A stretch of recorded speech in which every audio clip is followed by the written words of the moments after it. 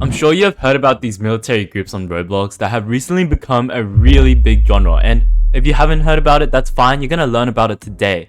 You see these players spending hours every day role-playing as military soldiers with guns, but if you look back to 2006, when Roblox was created, this never existed at all.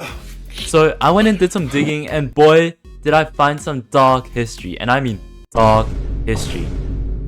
I know you probably want to skip right to the dark history, but trust me, you need to start right here from the very beginning.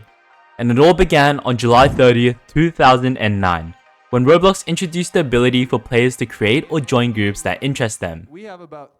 By the end of 2009, hundreds of groups were being created, but 3 stood out from the crowd.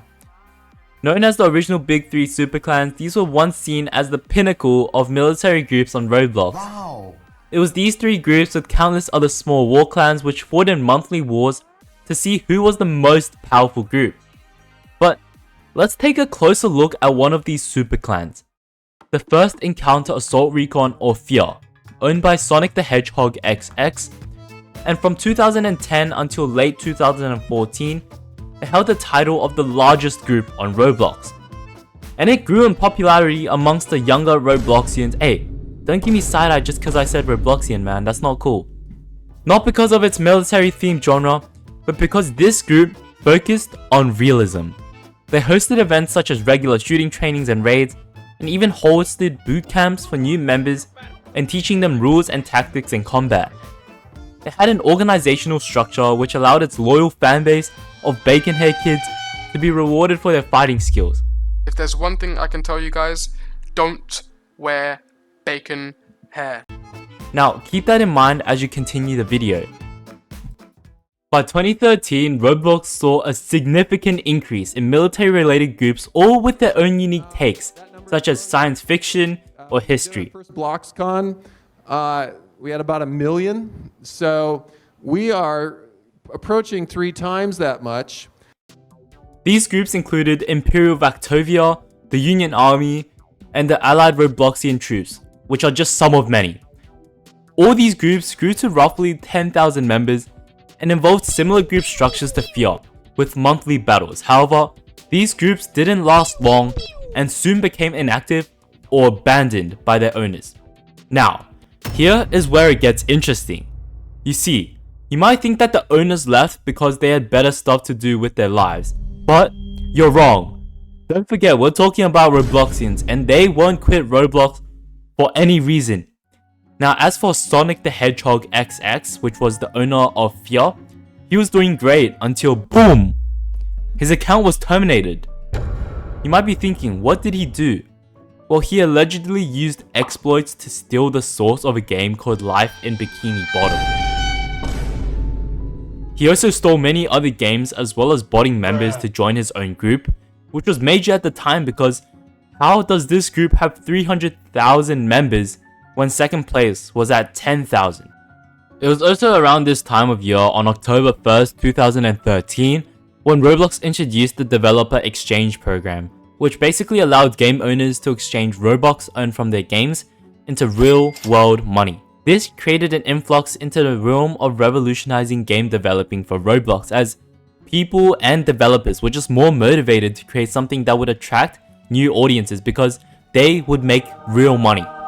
And as quickly as military groups rose, they fell hard, and I mean really hard, because games such as Work at a Pizza Place, Murder Mystery, Prison Life, and many other tycoons and obbies soon began to take the stage with thousands of concurrent players. Throughout 2014, many tried their luck in creating a new military game, but it never had the same success or growth as the early days. Oh, you might be thinking, Rip, that's it, no more military games on Roblox. But nah, you're completely wrong, man. That's until 2015 rolled around. And on May 2nd, 2015, a user by the name of Eric Model created something completely new. A historical representation of the USA, called US Military 1940s. It was a major breakthrough for the military genre on Roblox, and this group gathered over 1.2 million members. And what made this group unique was a new twist of strict rank structures, which gave people status and power. It also had fake wars against countries such as Germany and Japan, which made it more realistic. And that brings us back to F.E.A.R, which used realism to grow its own group as well. Many more military groups soon began to follow its lead, creating groups with realistic rank structures and divisions. But we will talk more about this in a moment. So, what ultimately happened to this group? Well, in 2018, the US military 1940s faced a major corruption scandal of abusing powers with allegations of their wars against Nazi groups.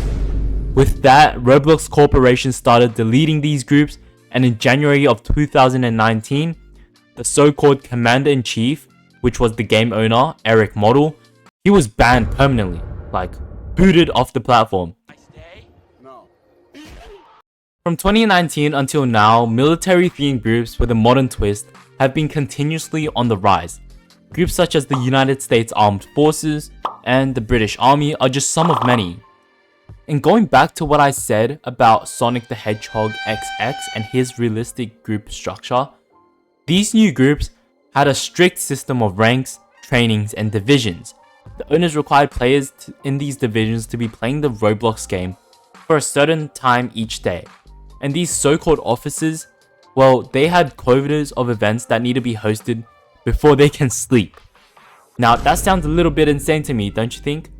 But you can see how this new subculture of military realism has started to slowly make more Roblox more than just a game. It's become a lifestyle for many.